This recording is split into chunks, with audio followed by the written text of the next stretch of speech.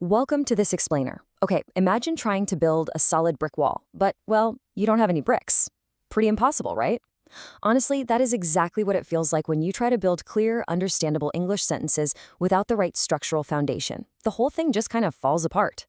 So, today we are tackling the ultimate solution to that challenge, nouns. These simple, everyday words are literally the building blocks of the English language.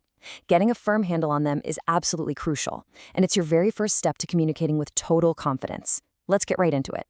So, what exactly is a noun? I know, it sounds like a super basic grammar quiz, but trust me, getting a real conceptual grasp on what these words are actually doing behind the scenes will completely shift how you view sentence structure.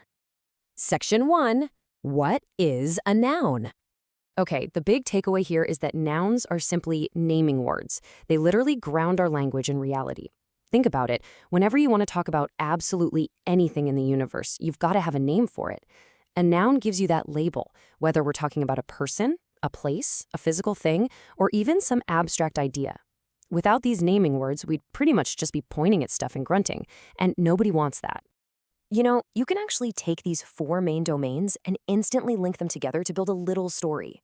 Picture this, a specific person, let's call him Ollie, traveling to a place like Delhi. He's carrying his things, a pencil, and a bag, and all the while he's feeling this great sense of happiness, which of course is our idea. Every single core element of that little narrative, yep, it relies entirely on nouns. It's like a giant puzzle coming together. Section 2, the magic of proper nouns. Now, within all this, there's a very specific VIP category of nouns that behave just a little bit differently. We call them proper nouns. These are special names, and here is the golden rule.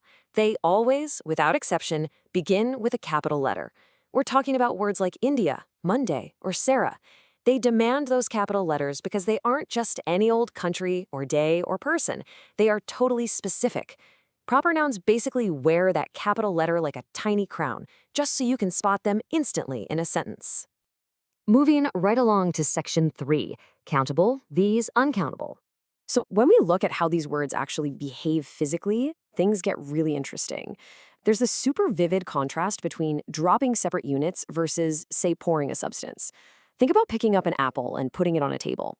That's one apple. Add another one, now you've got two apples. You can physically count them out. But uncountable nouns, they play by totally different rules. Imagine trying to count water, milk, or rice, like grain by grain or drop by drop. No way. You'd never say, hey, I have two waters. You pour water. The actual physical nature of the object is what dictates the grammar rule here. And for all those tricky pouring and flowing items, the rule is pretty strict.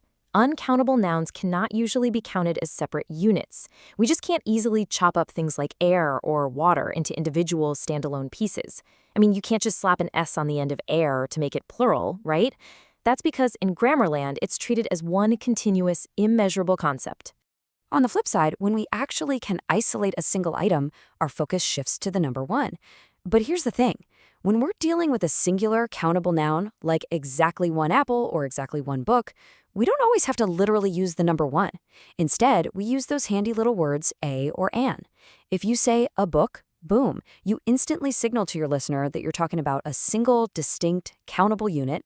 But wait, what happens when we gather a whole bunch of those distinct units together? Well, once we've got more than one, our language shifts again, and we create plural countable nouns.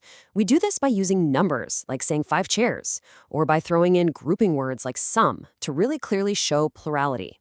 If you say, I have some apples, you're telling the listener the exact scoop. You've got separate, countable units, and you've definitely got more than one of them. Which brings us to section 4. Why nouns matter. Our source material lays it out super plainly. Nouns are used in almost every sentence. Just pause and think about the sheer volume of that statement for a second.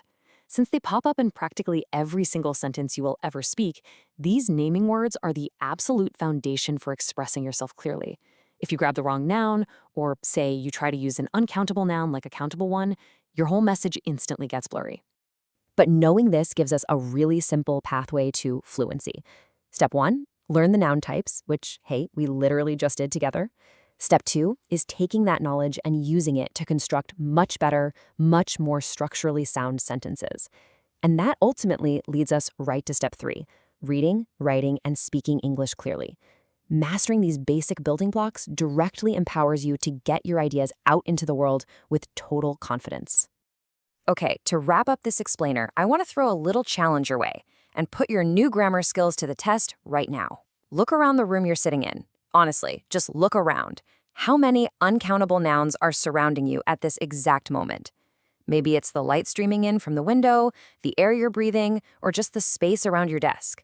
If these words make up almost every sentence we speak, what else in your world is just waiting to be labeled? Start naming your reality, keep building those perfect sentences, and thanks so much for joining me today.